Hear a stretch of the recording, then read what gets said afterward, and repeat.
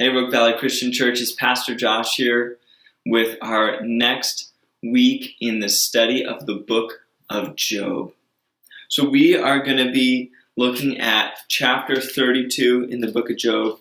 And last week we saw Job's final speech, his summary statement. And he holds out that he has not sinned, that he has been innocent in what he has done. And he says in verse 35 of chapter 31, "Oh, that I had someone to hear me. I sign now my defense. Let the Almighty answer me." He said all he can say. He has nothing left to say. Everything he cares about, including his own physical happiness, peace, and health, has been taken away from him. He cannot understand why God would let unjust things happen to a just man. And so he says, God, you have to answer for this.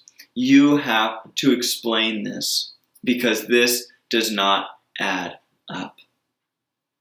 So what we have so far is a blame game. The friends that come initially to comfort Job, they turn to be miserable comforters, unable to sit in the ambiguity and pain of the situation. Instead, they blame Job and they say, the only explanation for your pain is that you have sinned, because we know that God is just.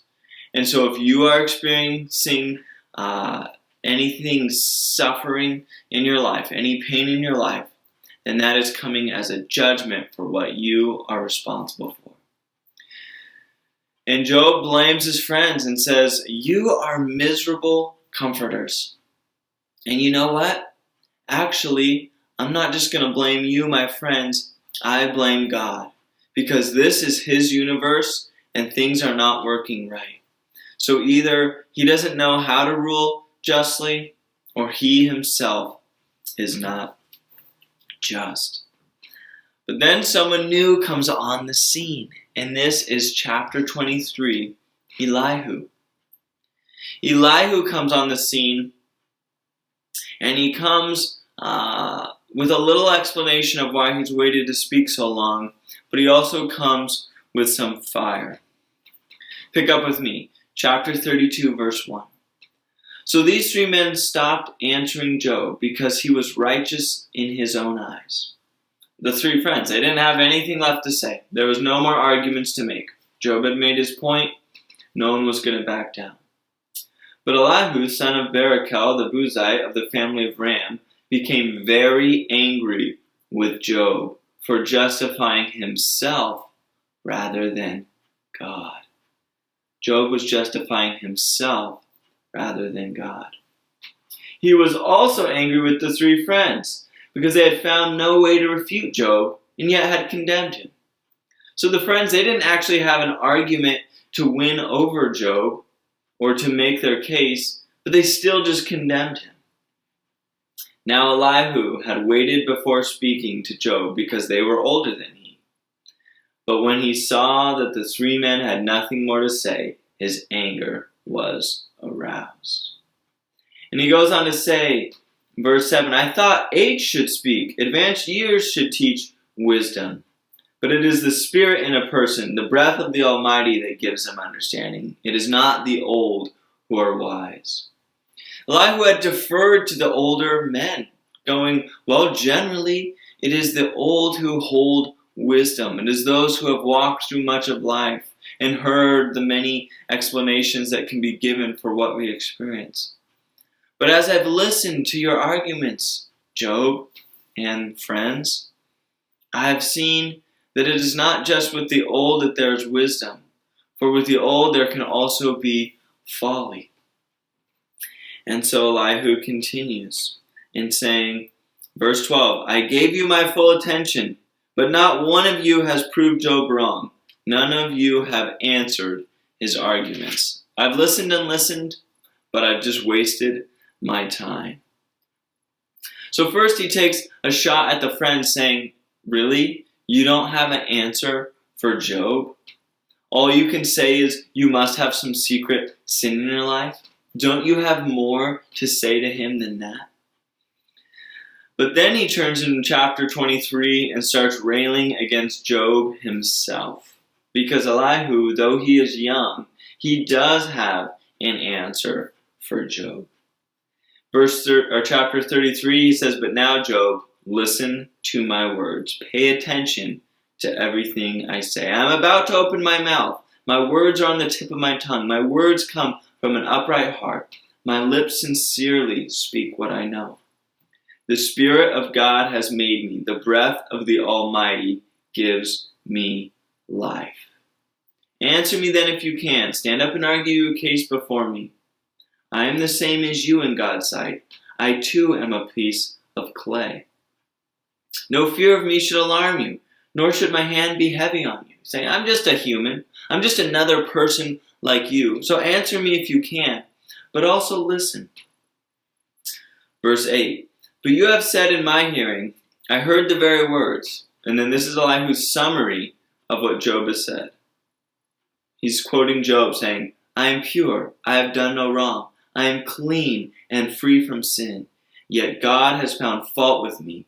He considers me his enemy.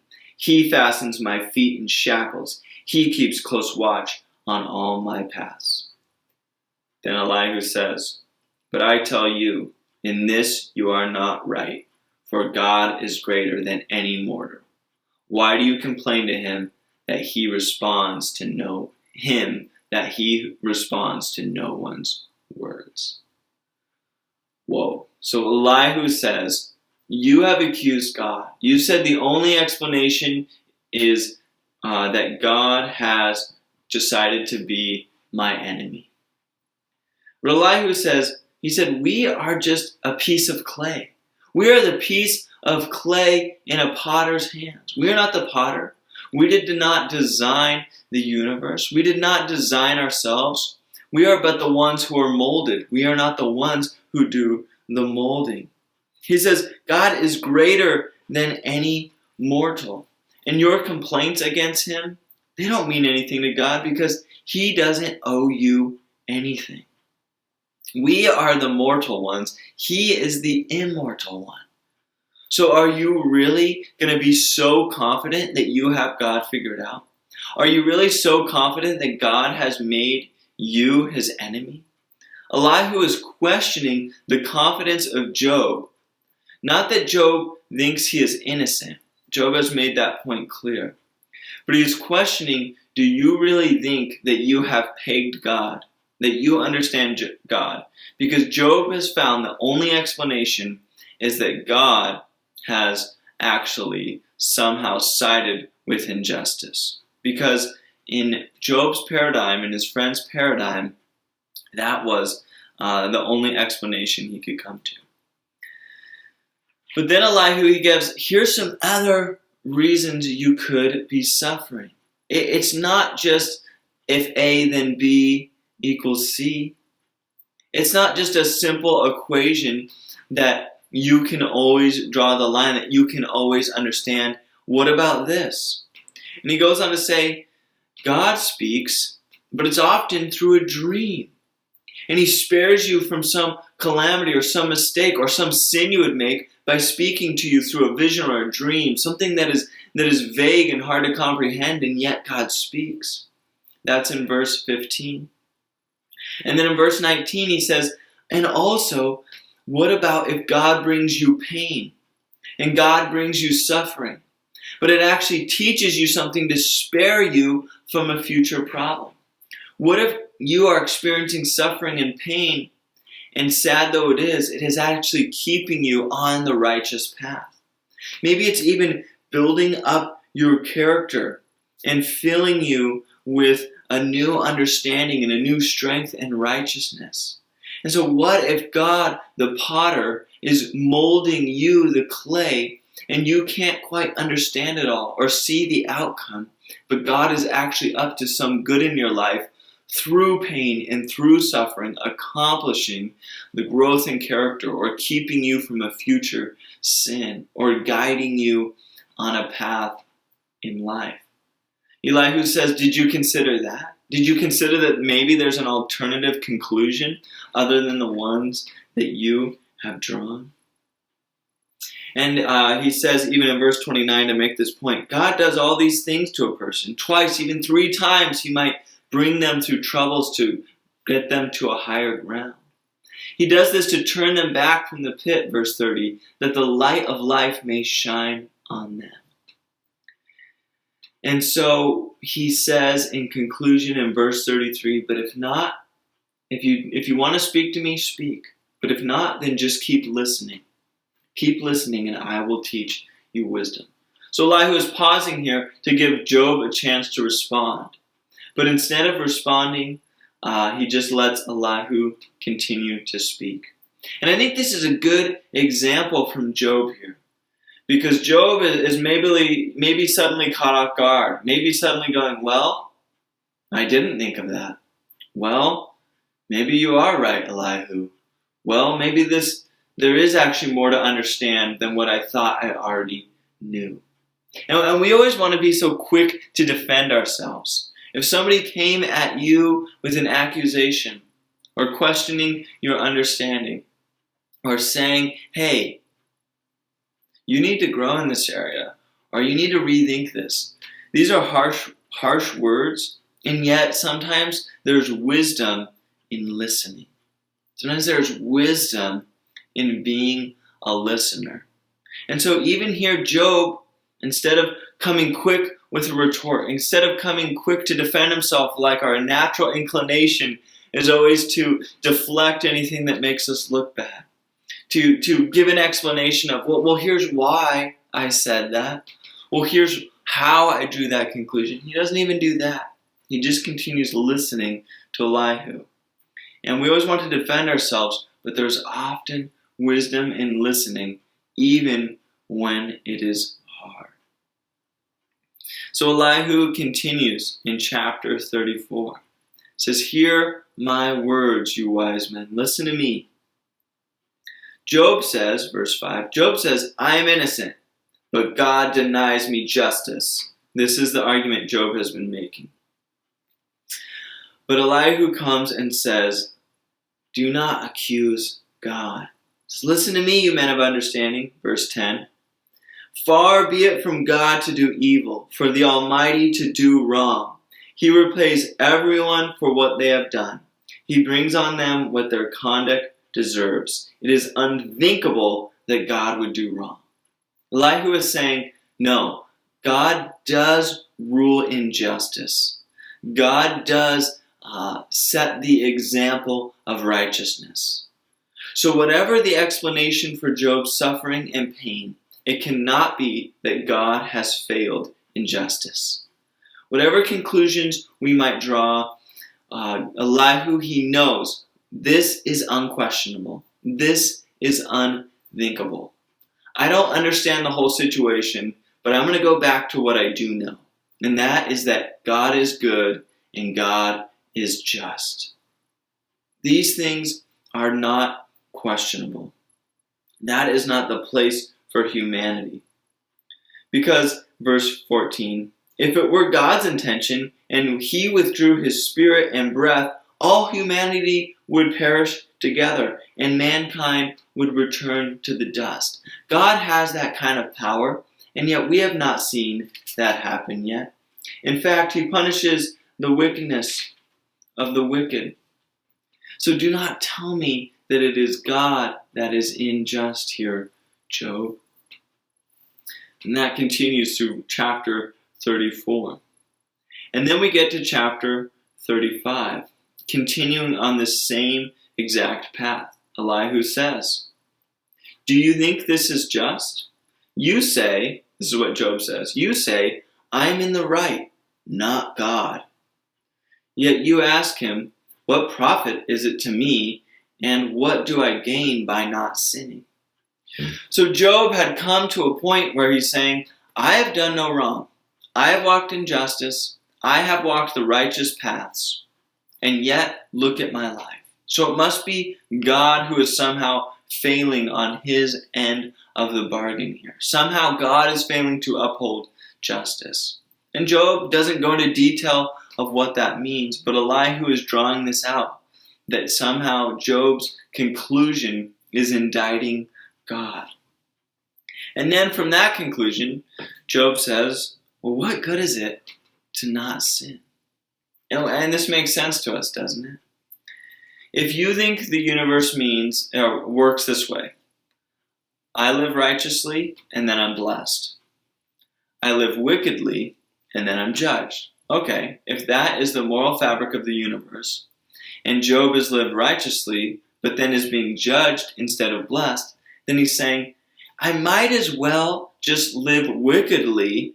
If I'm already going to be judged and cursed, I might as well be living wickedly and forget trying to live righteously. Now, I don't know if this really comes off the lips of Job in previous chapters, because he seems to make quite a point of his own righteousness. But it seems that Elihu is seeing this in him. That Job's next conclusion is, well then what good is living in justice and in righteousness? What's the point? Because if I'm not going to be rewarded for my righteousness, then what is the point? And so, how does Elihu respond? I would like to reply to you and to your friends with you. This is verse 4 of chapter 35. Look up at the heavens and see. Gaze at the clouds so high above you.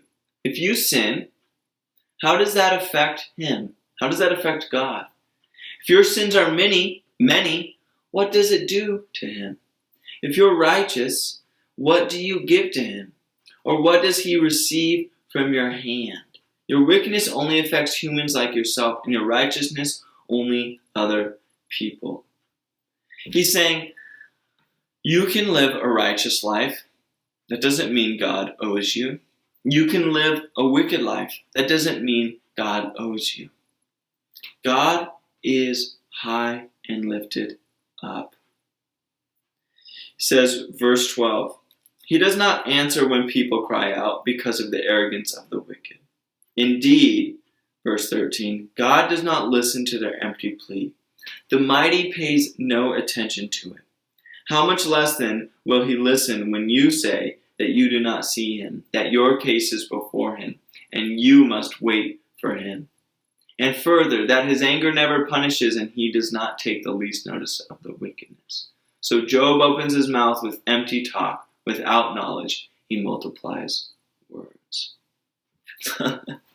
He's saying, throughout chapter 35, he's saying, you sin, and you think that means God owes the sinner one thing. You do righteous, and you think that God then owes the righteous another thing. Saying God doesn't owe us anything. God doesn't owe us anything. It doesn't affect him. He is so high above this world that we think that he is somehow subjugated to the rules that you're setting in place, Job. No. He is above all that. And if he doesn't even answer people, then why would he answer you when you are coming before him with demands? Why would he even listen to you if you are claiming that he is unjust? Why would he take the time to come and answer you? Because he does not owe you an explanation. And this seems really harsh if you're reading it, right? But now we have the pleasure of seeing the whole Bible. We have the pleasure of seeing how God calls Abraham and chooses a people, Israel. And then when that doesn't work, God comes himself as Jesus of Nazareth. And he actually does care about the afflictions of humanity. And he makes a way to have relationship with them and to free us from the bonds of sin and the devil. And so we have the whole of the story. But all of this is the result of God's grace. Because God is not under obligation to us. If we go back to Genesis, we see that he is the mighty creator of the universe, including people.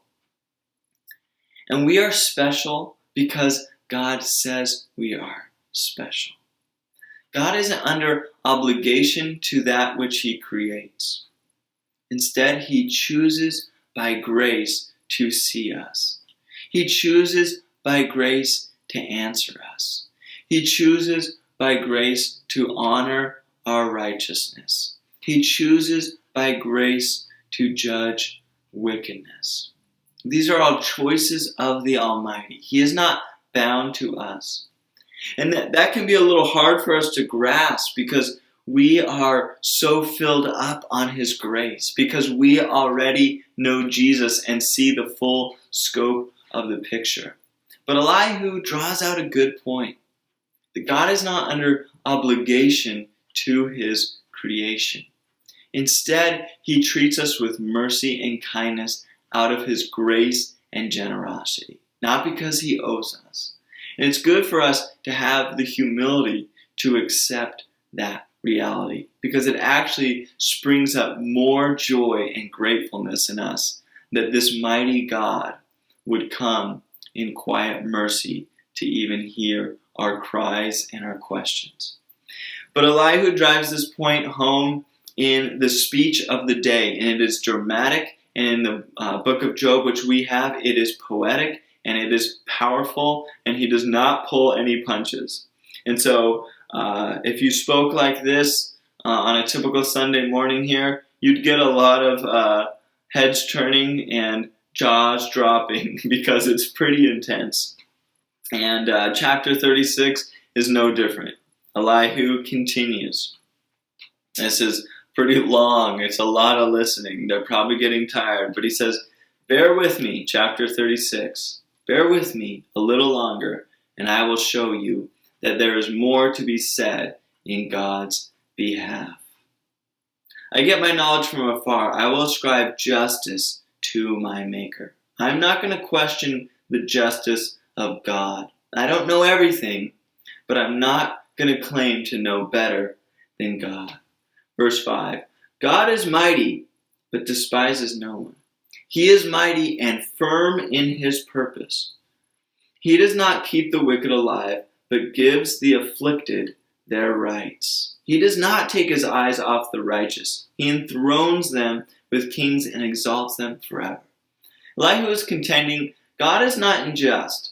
God is not failing to rule the universe properly, as Job was suggesting. He says that is not the explanation for your pain and suffering, Job. He goes to verse 16. "He is wooing you from the jaws of distress." Okay, Job, listen up. God is wooing you from the jaws of distress. Isn't that a crazy picture? God wooing, God calling you from the jaws, these clenching jaws that are distressing.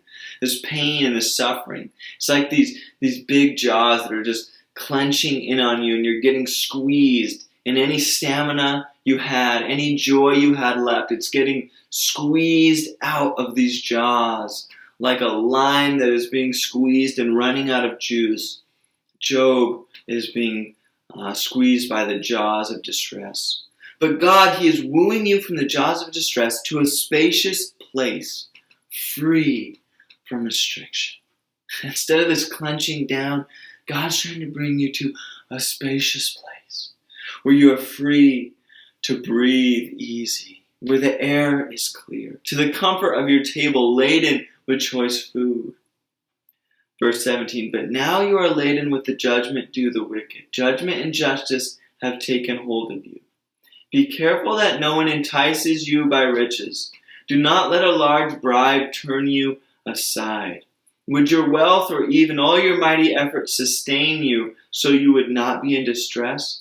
Do not long for the night to drag people away from their homes. Beware of turning to evil, which you seem to prefer to affliction."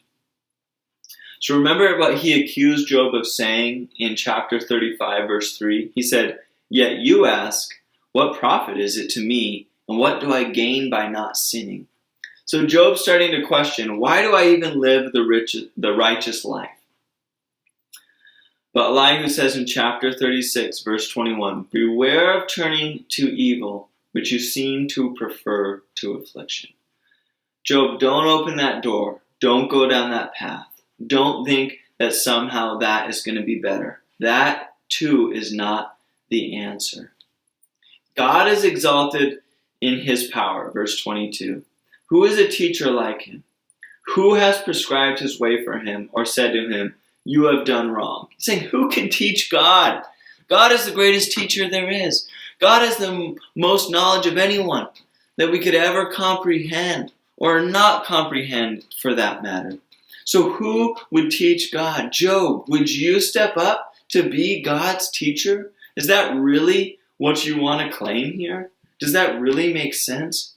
Verse 26, how great is God beyond our understanding.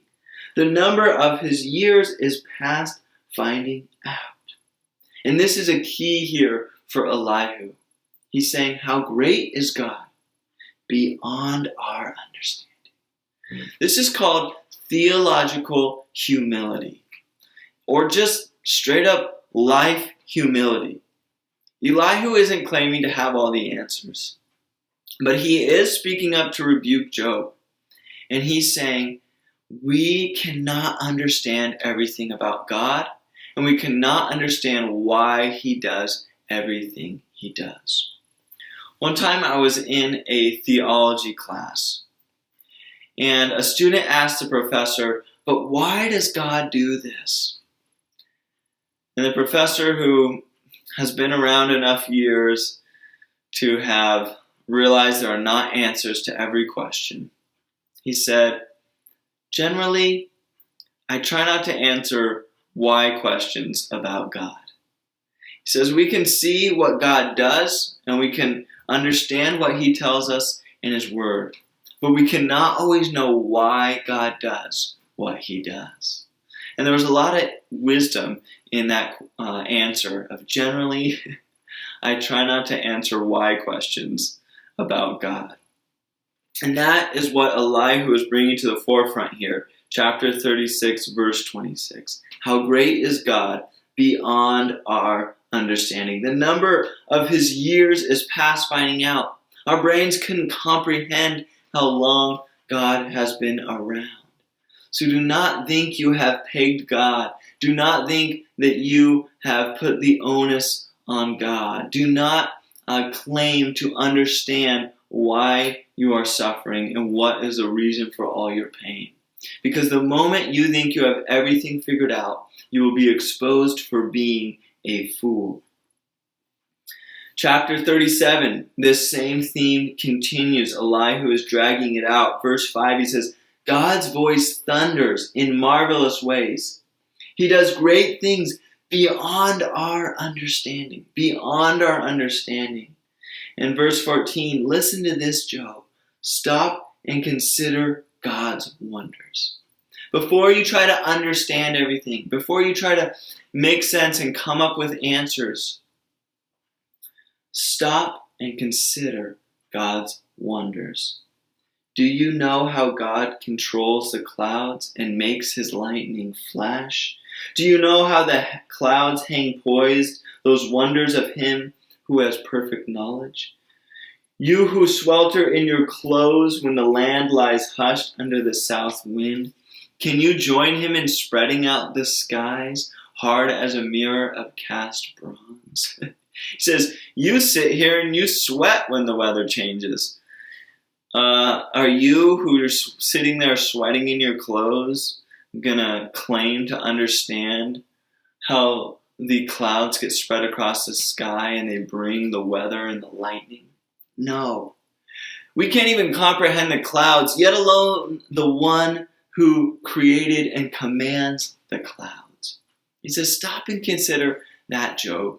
And as you ponder that, as you ponder not only the great things of this universe, but the God who is behind them, then you will come to a place of theological humility. A place of theological humility where, yes, there are things you think you know about God. Yes, there are truths that God has revealed to humanity.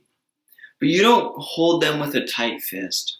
You don't hold them with this confidence that makes a fist. You hold them open-handedly, saying, I am but a mortal before a great immortal God. I can hardly attempt to count the stars, let alone understand the one who created each star and knows it by name. And so Elihu is encouraging Job, come with open hands in your understanding. Come with theological humility before your Creator. Verse 23 will end with these words, chapter 37, verse 23. The Almighty is beyond our reach and exalted in power. In his justice and great righteousness, he does not oppress. Therefore, people revere him. For does he not have regard for all the wise in heart? And so these final words of Elihu, they're not meant as venom for Job's wounds.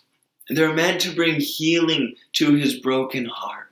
Elihu is not coming just to rebuke Job, but he's also coming with some healing and some hyssop for his wounds. Listen to that again, verse 23. The Almighty is beyond our reach, and he's exalted in power. In his justice and great righteousness, he does not oppress. Therefore, people revere him. For does he not have regard for all the wise in heart? Saying, I don't know why you suffer, Job, but don't accuse God of injustice, because God has not looked away from all of those who are wise in heart. So continue on the path of wisdom, Job. Continue in humility, because God is still good and God is still great. So Elihu, he's a good friend here, and that he comes and says, I don't understand everything, but the thing I do know is that I do not understand everything. And I am willing to come with that humility before a great and powerful God. And he encourages Job to do the same. Now, before we wrap up here, I have a thought I want to share with you. And it actually comes from a book by Timothy Keller. Timothy Keller, a pastor in New York, Presbyterian Church. And he wrote a book called Walking with God Through Pain and Suffering. And I just want to read a couple of points he made that I have here on my screen. The first is this. He quotes from the English writer named Evelyn Underhill. And she said this. She said, if God were small enough to be understood, he wouldn't be big enough to be worshipped. If God were small enough to be understood, he wouldn't be big enough to be worshipped. Do you get the sense of that? Sometimes we want to make God small enough for us to comprehend. But if we could comprehend everything about God, and we could answer every why for every pain and suffering moment in our lives, and they are many, then that God wouldn't be big enough to be worshipped. And building on Evelyn Underhill's point, Timothy Keller says this. If you have a God infinite and powerful enough for you to be angry at for allowing evil, then you must at the same time have a God infinite enough to have sufficient reasons for allowing evil. Job, he's angry. He's frustrated. He feels God has done him a great disservice. Timothy Keller says, if you have a God infinite and powerful enough for you to be angry at for allowing evil, then you must at the same time have a God infinite enough to have sufficient reasons for allowing evil. And Elihu admits we don't know all the reasons for why pain and suffering happen. But that does not mean we need to question the goodness and the righteousness and the justice of God. And so for us too, in the midst of our suffering, when these jaws of despair are clenching down on us, it does us well to continue to sit in theological humility, with open hands, seeking understanding, asking for explanations, but knowing that God is bigger than we could ever imagine, and His ways are more complicated than we could ever comprehend. Because not only do we have an infinite God who is all-powerful, but we have a God that is great in knowledge and understanding.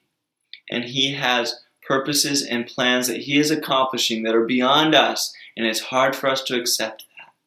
But we can accept that because we know that He does not waver in goodness and in justice and in righteousness. And we know that He will have the last word. And so, people of God, may we stand firm even in the midst of affliction, in the goodness and the greatness of our God. Peace be with you.